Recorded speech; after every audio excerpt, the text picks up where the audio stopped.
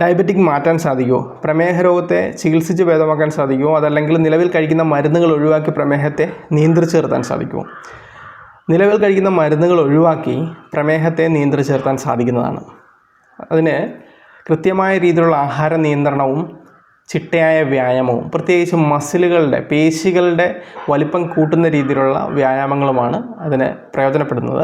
ഒരു 3 തൊട്ട് 6 മാസം വരെയാണ് മാക്സിമം ഇതിനു വേണ്ടി വരുന്നൊരു ടൈം എന്ന് പറയുന്നത്. നിങ്ങൾ നിലവിൽ കഴിക്കുന്ന മരുന്നുകൾ ഒരു ദിവസം കൊണ്ട് നിർത്താൻ സാധ്യമല്ല.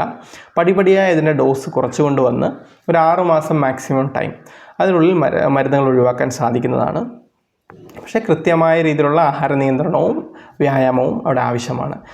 ഇത് എല്ലാവരിലും പോസിബിൾ ആവണം എന്നില്ല. ചില ആളുകളിൽ വളരെ നാളുകളായി പ്രമേഹ രോഗികളായിട്ടുള്ള ഇൻസുലിൻ പ്രൊഡക്ഷൻ ഒരു രീതിയിലും പാൻക്രിയാസ് ഇൻസുലിൻ പ്രൊഡക്ഷൻ ഇല്ലാത്ത ആളുകളിൽ ഇത് പ്രാവർത്തികമാവണം എന്നില്ല.